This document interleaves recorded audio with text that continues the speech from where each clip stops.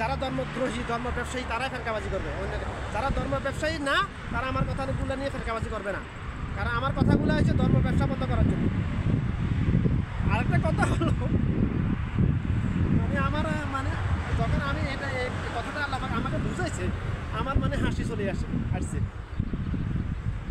বাংলাদেশে দেখতেছি যারা সুন্নাতের পুরাপুরি উল্টা, যারা প্রতিষ্ঠিত বিদাতের শিরিকে লিপ্ত, তারা নিজেদেরকে সুন্নি দাবি করতেছে বাংলাদেশে। প্রমাণ আমি দেখাবো, আমার কাছে সবগুলো কালেকশন আছে। একে ফ্রেমে অনেকগুলো বিদাতি যারা মাজার ব্যবসায়ী, মাজারকে প্রমোট করে, মাজার নিয়ে ব্যবসা করে, তাদের একে ফ্রেমে অনেকগুলোকে বন্দি করে। আমি যেটা চাইছিলাম, আমি কালেকশন করতে চাইছিলাম, আল্লাহ আমাকে অটোমেটিকলি করে দিয়েছে বিনা কষ্টে। প্রকাশ করবো, দেখাবো আমি ইনশাল্লাহ, প্রমাণ দেখাবো। আমি যে বলতেছি যারা নিজেদেরকে সুন্নি দাবি করতেছে তারাই ধর্ম ব্যবসায়ী, সুন্নাহ বিরোধী কাজ করতেছে, বিদাতি কাজ করতেছে। প্রমাণ আমি দেখাবো ইনশাল্লাহ, প্রমাণ আছে আমার কাছে।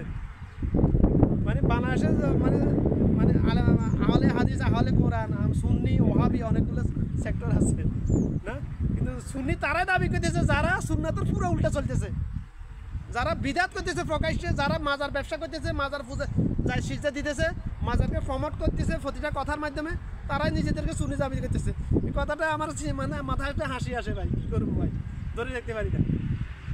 তোমরা দেখিও কারণ আমার কথাটা বাস্তবতা, আমি সমান সহ দেখাবো ইনশাল্লাহ, সমান সহ দেখাবো। কারণ আমার রাসূল এটা শিখে নেই, কারণ আহলে হাদিস, আহলে কোরআন, আহলে সুন্নাহ জামাত, দেওবন্দি। আর দেওবন্দি কথাটা শুনতে আমার নেগেটিভ কথা ব্রেনে আসে। দেওবন্দি কথাটাই তো নেগেটিভ মনে হয়। দেওবন্দি এগুলো তো আমার সাহাবীদের সুন্নাহ ছিল না, আমার রাসূলের সুন্নাহ ছিল না এগুলা। আমি একটাই বুঝি, কোরআন এবং হাদিস, বাস।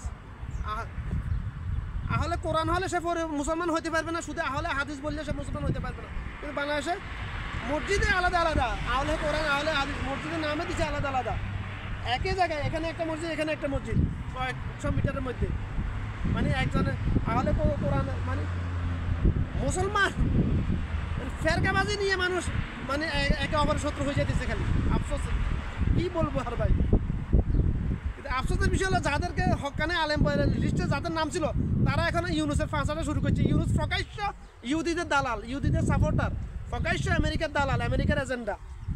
তারা ইউনুসকে হাওয়া দিতে দিতে দিতে কোনো জাহেল ইউনুসকে নবী রাসূলের জায়গায় লইয়া পৌঁছাই দিচ্ছে। কোনো জাহেল গত 25 বছর ধরে দেখতেছি ইউনুসকে সূত্র এখন বলতেছে ইউনুস একটা পাপের বেটা, একটা কিছু করে ছাড়বে বাংলাদেশকে। ইউনুস বাংলাদেশে করে ছাড়বে, বাংলাদেশকে করে ছাড়বে, ঠিক আছে। ইউনুস সংস্কার করতেছে বাংলাদেশের নাস্তিকবাদী প্রতিষ্ঠিত করার জন্য বাংলাদেশের সংস্কার করতেছে ইউনুস। বাংলাদেশে সংস্কার করতেছে ইউনুস, বাংলাদেশে আমেরিকার